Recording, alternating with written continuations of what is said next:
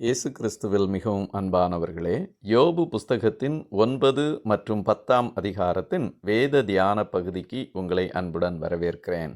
இந்த 2 அதிகாரங்களிலும் யோபு பக்தன் தன்னுடைய நண்பன் பில்தாத்தின் குற்றச்சாட்டுகளுக்கு பதிலளிக்கும் வண்ணமாகவும் தேவனிடம் பேசும் வண்ணமாகவும் அமைந்திருக்கிறதை பார்க்க முடிகின்றது. 9ஆம் அதிகாரத்தை 3 பிரிவுகளாக நாம் பிரித்து தியானிக்கலாம்.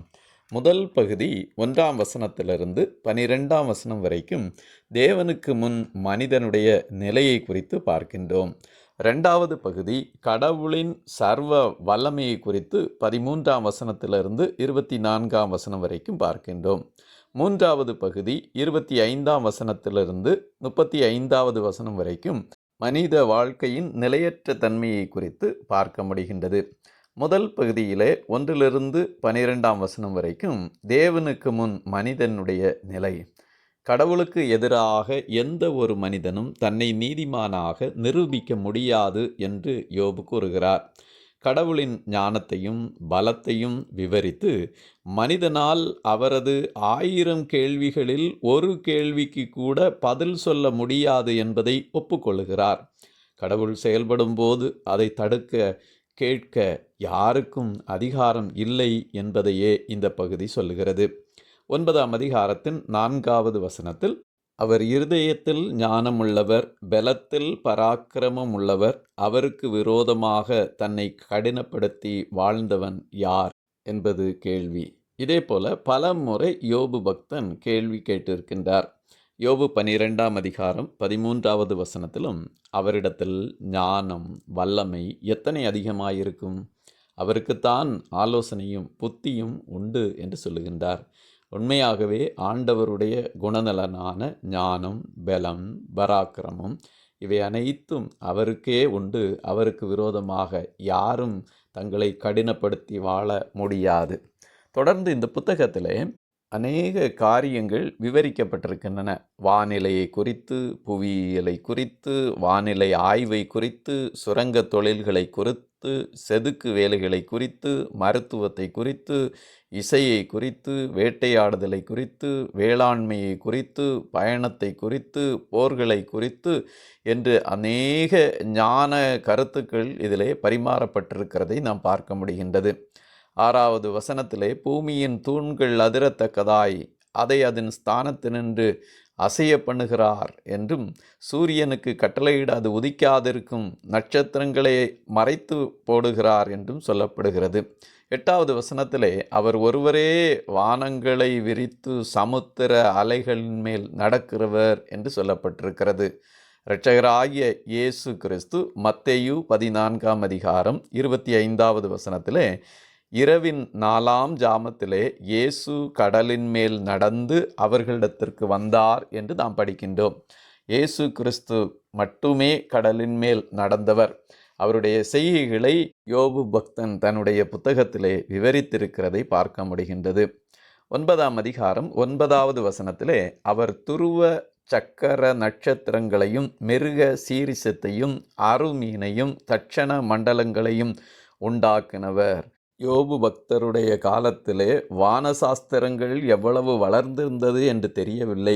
ஆனால் இந்த வசனத்திலே கூறப்பட்ட வான மண்டல பிரிவுகள் துருவ சக்கர நட்சத்திரங்கள், அதாவது கிரேட் வியர் என்று சொல்லப்படுகின்ற சப்த ரிஷி மண்டலமும், மிருக சீரிசம் மான்தலை விண்மீன் குழு என்று சொல்லப்படுகின்ற ஓரியனும், அருமீன் கார்த்திகை நட்சத்திரங்கள் என்று சொல்லப்படுகின்ற தட்சண மண்டலங்களும் வானின் தென்பகுதியிலுள்ள விண்மீன் குழுக்களாக காணப்படுகின்றன.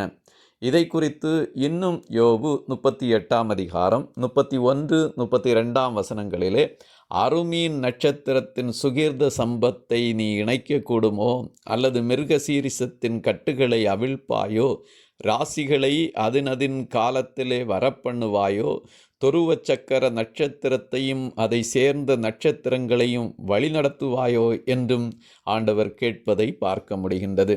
இப்படியாய் வானியலை குறித்த ஒரு தெளிவு யோபு பக்தனுக்கு இருந்தது என்பதை புரிந்து கொள்ள வேண்டும். 9ஆம் அதிகாரம் 10வது வசனத்தில் ஆராய்ந்து முடியாத பெரிய காரியங்களையும் எண்ணி முடியாத அதிசயங்களையும் அவர் செய்கிறார் என்பதை பார்க்க முடிகிறது. இதை எலிப்பாசும் சொல்லுவதை 5ஆம் அதிகாரம் 9ஆம் வசனத்திலேயே நாம் படிக்கின்றோம். ரோமருக்கு எழுதின நிருபம் 11:3 தேவனுடைய ஐஸ்வர்யம், ஞானம், அறிவு என்பவைகளின் ஆழம் எவ்வளவாய் இருக்கிறது! அவருடைய நியாயத்தீர்ப்புகள் அளவிடப்படாதவைகள், அவருடைய வழிகள் ஆராயப்படாதவைகள் என்று பவுலப்போஸ்தலரும் குறிப்பிடுகின்றார்.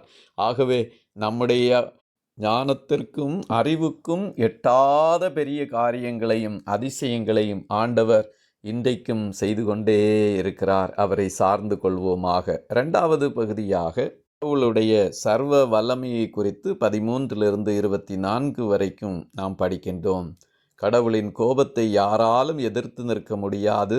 தான் எந்த தவறும் செய்யவில்லை என்றாலும் நீதிபதியான கடவுள் முன்னால் தன்னால் வாதாட முடியாது என்பதை யோபு அறிந்து வருந்துகிறார். இந்த உலகத்தின் அநீதியை கண்டு திகைக்கும் அவர், தீயவர்கள் பூமியை ஆளும்போது கடவுள் மௌனமாக இருப்பது ஏன் என்று அவர் கேள்வி கேட்கின்றார். 16வது வசனத்திலே, நான் கெஞ்ச அவர் எனக்கு உத்தரவு அருளினாலும் அவர் என் விண்ணப்பத்திற்கு செவி கொடுத்தார் என்று நம்பேன். ஏனென்றால் நான் விண்ணப்பம் செய்வதால் அவர் எனக்கு உத்தரவு கொடுக்கவில்லை, அவர் தாமே அவருடைய விருப்பத்தின்படி எனக்கு பதில் கொடுக்கின்றார் என்று சொல்லுகின்றார். நாம் கர்த்தரிடம் விசுவாசத்தோடு கேட்கும்போது அதை பெற்றுக்கொள்வோம் என்று சுவிசேஷ வேத பகுதிகள் நமக்கு பலமுறை சொல்லுகின்றது.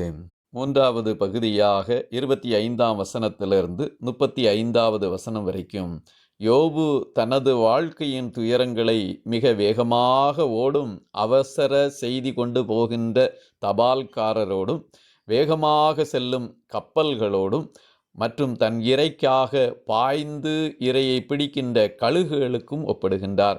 எவ்வளவுதான் தன்னை நீதியாக மாற்றிக்கொள்ள முயன்றாலும் கடவுள் தன்னை தூய்மையற்றவராகவே கருதுகின்றார் என்று மனவேதனைப்படுகின்றார். அதோடு கூட தன் வாழ்க்கையை விசாரிக்கக்கூடிய ஒரு மத்தியஸ்தர், நடுவர் இல்லையென்றே ஏங்குவதை நாம் பார்க்க முடிகின்றது. யோபு 9ஆம் அதிகாரம் 32, 33ஆம் வசனங்களை படிக்கும்போது, நான் அவருக்கு பிரதியுத்தரம் சொல்லுகிறதற்கும் நாங்கள் கூடி வந்து நியாயத்திற்கு வருகிறதற்கும் அவர் என்னைப் போல மனுஷன் அல்லவே. எங்கள் இருவர் மேலும் தன் கையை வைக்கத்தக்க மத்தியஸ்தன் எங்களுக்குள் இல்லையே. எங்களுக்குள் மத்தியஸ்தன் இல்லை. ஒரு கையை யோபின் மேலும் மற்றொரு கையை கடவுளாகிய தேவன் மேலும் வைத்து இருவரையும் ஒன்றாக சேர்க்கக்கூடிய ஒரு மத்தியஸ்தனின் அவசியத்தை யோபு உணர்கின்றார். தனது மரணத்தினாலும் உயிர்த்தெழுதினாலும் நம்மை ஒன்று சேர்த்து தேவனோடு ஐக்கியம் பண்ணினவர் நம்முடைய ஆண்டவராகிய இயேசு கிறிஸ்து மாத்திரமே. அவரே நமக்கு மத்தியஸ்தர். இதை நாம் 1 தீமோத்தேயு 2ஆம் அதிகாரம் 5, 6 வசனங்களிலே படிக்கின்றோம். தேவன் ஒருவரே, தேவனுக்கும் மனுஷருக்கும் மத்தியஸ்தர் ஒருவரே என்றும், எபிரேயர் 9ஆம் அதிகாரம் 15ஆம் வசனத்தின் கடைசி பகுதியிலே புது உடன்படிக்கையின் மத்தியஸ்தராய் இயேசு இருக்கிறார் என்றும் படிக்கின்றோம். ஆகவே நமக்கு மத்தியஸ்தம் பண்ணும்படியாய் இரட்சகராகிய இயேசு கிறிஸ்துவே இந்த உலகத்தில் வந்தார். 10ஆம் அதிகாரத்தை 5 பிரிவுகளாக பிரித்து நாம் படிக்கலாம். முதல் பகுதி 1 2ஆம் வசனம் வரைக்கும் ஆத்துமாவின் கசப்பும் மரணத்துக்கான வேண்டுகோளையும் படிக்கின்றோம்.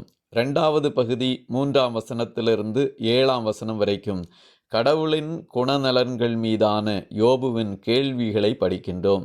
4வது பகுதி 8ஆம் வசனத்திலிருந்து 12ஆம் வசனம் வரைக்கும் அதிசயமான படைப்பும் முரண்பாடான துன்பங்களையும் படிக்கின்றோம்.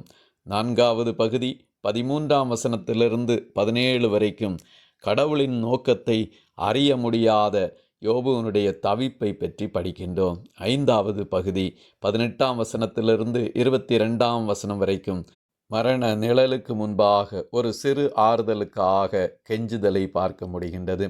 தன் ஆத்துமா கசப்பும் மரணத்திற்கான வேண்டுகோளையும் 1ஆம் வசனத்திலே படிக்கின்றோம். என் ஆத்துமா ஜீவனை அரோசிக்கிறது, நான் என் துயரத்துக்கு எனக்குள்ளே இடம் கொடுத்து என் மன சஞ்சலத்திலே பேசுவேன் என்று தேவனிடம் மன்றாடுவதை பார்க்க முடிகின்றது.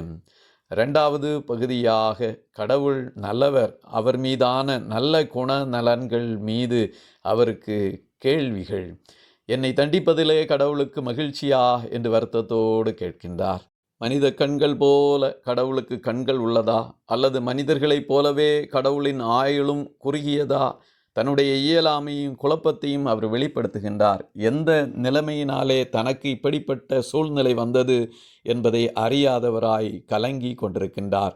நம்முடைய வாழ்க்கையிலும் பல வேளைகளிலே ஏன் இப்படி துன்பப்படுகிறோம் என்ற கேள்விகளோடு வாழ்கிறோம். கர்த்தரையே முழுவதுமாய் சார்ந்து கொள்வோமாக. அவரே அவருடைய தீர்மானத்தின்படி அழைக்கப்பட்டவர்களுக்கு சகலமும் நன்மைக்கு ஏதுவாக அவர் நடத்துகிறவராக இருக்கின்றார். மூன்றாவது பகுதியாக அதிசயமான படைப்பும் முரண்பாடான துன்பத்தையும் 8ஆம் வசனத்திலிருந்து 12ஆம் வசனம் வரைக்கும் படிக்கின்றோம். கடவுளின் கைகள் தன்னை களிமணை போல உருவாக்குனதை நினைவு கூறுகிறார். தாயின் கருவில் எலும்புகளாலும் தசை நார்களாலும் தன்னை தைத்து தோலினாலும் சதையாலும் போர்த்தியவர் இப்பொழுது ஏன் தன்னை முற்றிலும் அழிக்க வேண்டும் என்று அவர் கேள்வி எழுப்புகின்றார். 10ஆம் அதிகாரம் 8வது வசனத்திலே, உம்முடைய கரங்கள் என்னையும் எனக்குரிய எல்லாவற்றையும் உருவாக்கி படைத்திருந்தும் என்னை நிர்மூலமாக்குகிறீர் என்று சொல்லுகின்றார். 119ஆம் சங்கீதம் 73ஆம் வசனத்திலே, உம்முடைய கரங்கள் என்னை உண்டாக்கி உருவாக்கிற்று என்று நாம் படைக்கின்றோம். ஆண்டவராகிய கர்த்தர் ஆதாம் ஏவாளை உருவாக்கி மற்ற மனிதர்களை இனப்பெருக்கத்தால் உருவாக்கினாலும் அனைவரும் கடவுளுடைய திட்டத்தினாலே உருவாக்கப்பட்டிருக்கிறோம். நம்முடைய தாழ்வில் தேவனை நோக்கி நாம் கெஞ்சும் போது கர்த்தர் நமக்கு உதவி செய்கிறவராக இருக்கிறார். 10ஆம் அதிகாரம் 12ஆம் வசனத்திலே, எனக்கு ஜீவனை தந்ததும் அல்லாமல் தயவையும் எனக்கு பாராட்டினீர், உம்முடைய பராமரிப்பு என் ஆவியை காப்பாற்றினது. தேவனாகிய ஆவியானவர் என்னை உண்டாக்கினார், சர்வ வல்லவருடைய சுவாசம் எனக்கு உயிர் கொடுத்தது என்றும் 33ஆம் அதிகாரம் 4வது வசனத்திலே திரும்பவும் யோபு கூறுகின்றார். ஆகவே கர்த்தரே நமக்கு தயவு பாராட்டுகிறவராக காணப்படுகின்றார். 4வதாக கடவுளின் நோக்கத்தை அறிய முடியாத தவிப்போடு அவர் அங்கலாய்க்கின்றார். 13ஆம் வசனத்திலிருந்து 17ஆம் வசனம் வரைக்கும் கடவுள் தன்னை உற்று நோக்கி தன் பாவங்களை துருவி துருவி பார்ப்பதாக உணர்கின்றார். தான் நல்லவனாக இருந்தாலும் தீயவனாக இருந்தாலும் கடவுள் தன்னை தண்டிப்பார் என்ற பயத்தை அவர் வெளிப்படுத்துவதை அந்த பகுதியிலே படிக்கின்றோம். 10ஆம் அதிகாரம் 17வது வசனத்திலே, நீர் உம்முடைய சாட்சிகளை எனக்கு விரோதமாய் இரட்டிக்க பண்ணுகிறீர், என்மேல் உம்முடைய கோபத்தை அதிகரிக்க பண்ணுகிறீர்.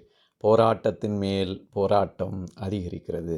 அன்பானவர்களே, நம்மில் பலரும் போராட்டத்தின் மேல் போராட்டம் அதிகரிக்கிறது என்று தேவனுடைய சமூகத்திலே அங்கலாய்க்கலாம். ஆனால் அவற்றிலிருந்து விடுவிக்க தேவனாகிய கர்த்தர் போதுமானவர். யோபுவை விடுவித்தவர் நம்மையும் விடுவிப்பார். 5வதாக மரண நிழலுக்கு முன்பாக ஒரு சிறு ஆறுதலுக்காக கெஞ்சுவதை 18ஆம் வசனத்திலிருந்து 22 வரைக்கும் நாம் படிக்கின்றோம்.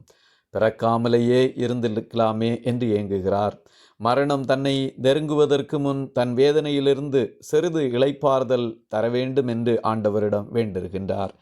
10ஆம் அதிகாரம் 21வது வசனத்திலே, காரிருளும் மரணாந்தகாரமான இருண்ட தேசமும் இருள் சூழ்ந்த ஒழுங்கில்லாத மரணாந்தகாரமுள்ள தேசமும் ஒளியும் இருளாகும் தேசமுமாகிய போனால் திரும்பி வராத தேசத்திற்கு நான் போகும் முன்னே நான் சற்று இளைப்பாறும்படி நீர் என்னை விட்டு ஓய்ந்திரும் என்று தேவனிடம் ஜெபிக்கிறதை பார்க்க முடிகின்றது. ஆண்டவர் தனக்கு ஓய்வை தர வேண்டும் என்று ஆண்டவரிடம் கெஞ்சி மன்றாடினார். ஆனால் ஆண்டவர் இரண்டத்தனையான ஆசீர்வாதங்களை கொடுத்தார் என்பதை இந்த புத்தகத்தின் நிறைவிலே 42வது அதிகாரத்திலே படிக்கின்றோம். நமக்கும் ஆண்டவர் ஓய்வு அல்ல, இரண்டத்தனையான ஆசீர்வாதத்தை தருவார். இந்த உலகத்திலே உங்களுக்கு உபத்திரவம் உண்டு, நான் உலகத்தை ஜெயித்தேன், நீங்களும் உலகத்தை ஜெயிப்பீர்கள் என்று தேவன் நமக்கு உதவி செய்கிறவராக எப்போதும் கூட இருக்கின்றார். நம்பிக்கையோடு கிறிஸ்துவிலே நிலைத்திருப்போம், விசுவாசத்திலே வளருவோம். கர்த்தர் உங்களை மென்மேலும் ஆசீர்வதிப்பாராக. ஆமேன், ஆமேன், ஆமேன்.